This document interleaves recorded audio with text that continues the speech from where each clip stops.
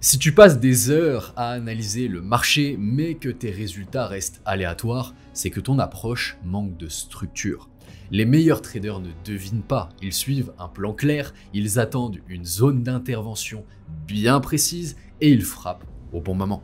Ici Apollo Taurus et je te souhaite la bienvenue dans ce nouvel épisode de ta formation. Dans cette vidéo, je vais te montrer comment trader efficacement en passant moins de temps devant les écrans, en augmentant drastiquement ton taux de réussite, en identifiant les meilleures zones d'intervention. Moins de stress, plus de résultats. C'est parti! Vous commencez à connaître la chanson, un petit peu de théorie avant de passer sur les graphes pour poser les bases. La première chose que vous devez comprendre, et ça on en a déjà discuté dans la formation, c'est que vous devez catégoriser vos timeframes. Moi ce que je vous recommande, c'est vraiment d'avoir 3 timeframes principales. Votre HTF, donc la plus haute unité de temps, ici on prend l'exemple du daily, une timeframe intermédiaire qui va être centrale par rapport à votre analyse, ça va être ici le H1, et finalement la plus petite unité de temps, la LTF, sur laquelle vous allez exécuter sur le marché en fonction de votre analyse préalable sur la HTF et la MTF. Donc ici on a pris l'exemple du M5. Vous pouvez vraiment reprendre ces timeframes qui correspondent à un style de trading plus intraday et qui sont tout à fait finalement cohérents par rapport à cette approche.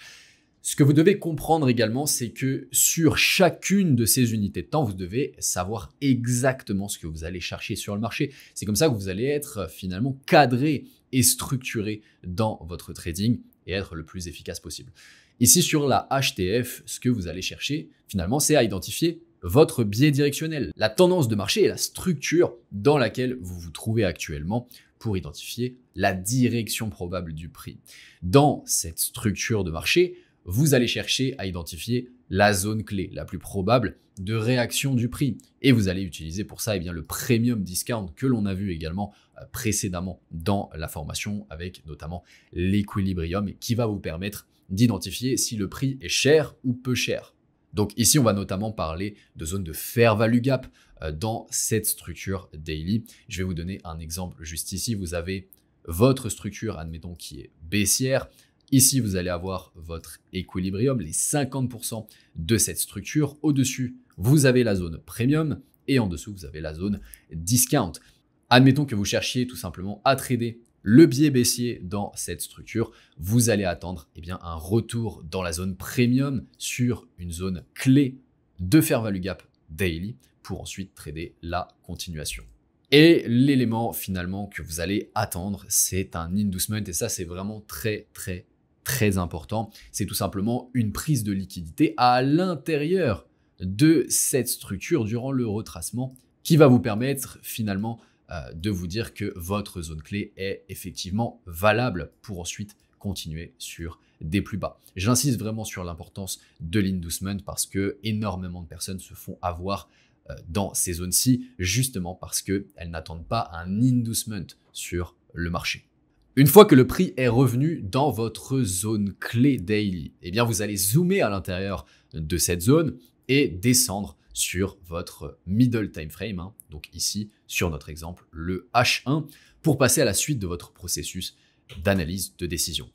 La première chose que vous allez attendre, c'est la prise d'une liquidité clé. Donc ça peut être notamment un previous day high ou low, ça peut être un point haut ou un point bas de session. Et par la suite, vous allez attendre un displacement dans la direction de votre biais. Donc ça veut dire quoi? Ça veut dire tout simplement une impulsion du prix venant break la dernière structure. Admettons ici qu'on a notre fair value gap daily, notre zone clé. On a donc ici notre dernière structure H1 qui vient retester finalement cette zone. On a cette prise de liquidité, admettons, sur le point haut de la session de Londres. On est sur New York ici, on entre dans notre kill zone et on a finalement un displacement qui vient break cette dernière structure avec un BMS ici. Ce displacement, il vient créer une zone de fair value gap, admettons, dans cette zone. Cette zone de fair value gap, c'est votre zone d'intervention. Ça peut être également une confluence avec un order block. Par exemple, ici, on a ce niveau-ci. On a le breaker sur cette zone qui va également ajouter de la confluence à votre analyse. Vous allez attendre un retour dans cette zone pour pouvoir descendre sur votre LTF et passer à une potentielle exécution. Donc vous voyez ici, on a un alignement des unités de temps. Je le rappelle, en daily, on est dans une structure qui est baissière. On est revenu en zone premium de cette structure. On a ensuite eu sur le H1 cette cassure, ce BMS qui a validé la création d'une structure baissière alignée avec le biais directionnel sur la HTF. On peut donc passer à la lower time frame. Et là, le mot d'ordre que vous devez retenir, c'est la patience. Vous devez attendre le retest de la zone. Vous devez attendre d'avoir le bon timing d'exécution. Donc ça veut dire quoi? C'est ne pas exécuter n'importe quand sur le marché. Vous avez des fenêtres de tir bien précises qu'on appelle les kill zones, qui sont des périodes durant lesquelles la volatilité va être maximale. Donc par exemple, la kill zone de la session de Londres, la kill zone de la session de New York. C'est un sujet qu'on abordera plus en profondeur par la suite. Et finalement, vous allez attendre que votre modèle d'exécution soit complet, que vous ayez toutes vos confirmations avant de vous positionner sur le marché. Ça, c'est pareil, c'est un sujet qui mérite des épisodes entièrement dédiés. On va parler ici de pattern d'exécution. Vous devez avoir un modèle d'exécution qui soit mécanique, encore une fois, pour être le plus efficace possible. Une fois que finalement ces 3 cases sont cochées, vous allez pouvoir entrer sur le marché pour trader la continuation baissière sur cet exemple. Avant de passer à la suite, les Taurus, c'est l'heure du concours de la citadelle. En effet, vous avez l'opportunité de gagner 1 mois d'accès totalement offert pour découvrir notre écosystème complet de la citadelle du Nexus. Tout ce que vous avez à faire, c'est liker cette vidéo, vous abonner et nous laisser un commentaire. Nous sélectionnerons le gagnant parmi les meilleurs commentaires des vidéos trading du mois et nous l'annoncerons lors de la première vidéo du mois suivant. Donc mettez pause à la vidéo, prenez 5 secondes pour tenter votre chance et on reprend. On se retrouve sur le graphique du gold pour pouvoir appliquer les 3 étapes que l'on vient de voir ensemble sur la partie théorie. Donc la première chose à faire, je vous le rappelle, c'est d'identifier sur la HTF, donc on est sur le daily, votre biais directionnel, la structure globale dans laquelle vous vous trouvez. Alors ici, on pourrait dire qu'on est dans une structure baissière entre ce point haut et ce point bas, mais ça c'est une structure récente qui est plus court terme. On se trouve dans un retracement à l'intérieur d'une structure haussière plus large. Cette structure, on pourrait la prendre en compte finalement à partir de ce point bas, mais je vais préférer celui-ci. Pourquoi? Vous voyez ici, on a toute cette zone de consolidation, et ça c'est un principe clé que je vais vous donner ici.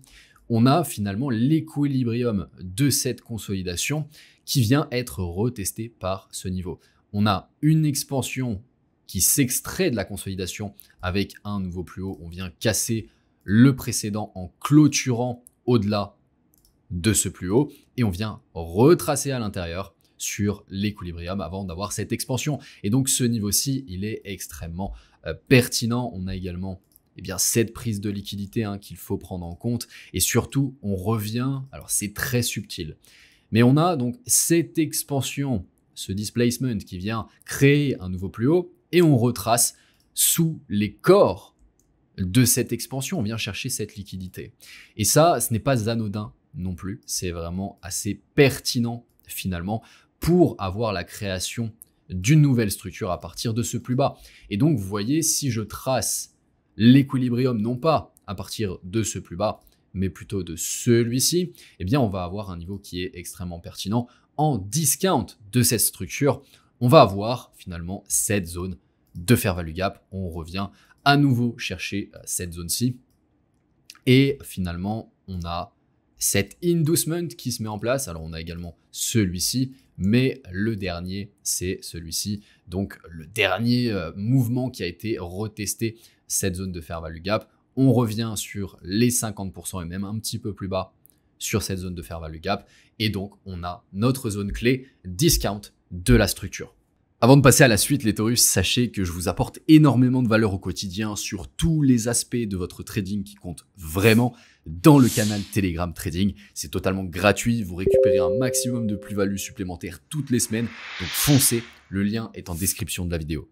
On peut à partir de là finalement descendre sur le H1, sur notre MTF pour observer un éventuel retournement du marché sur ces niveaux. On va faire avancer le prix.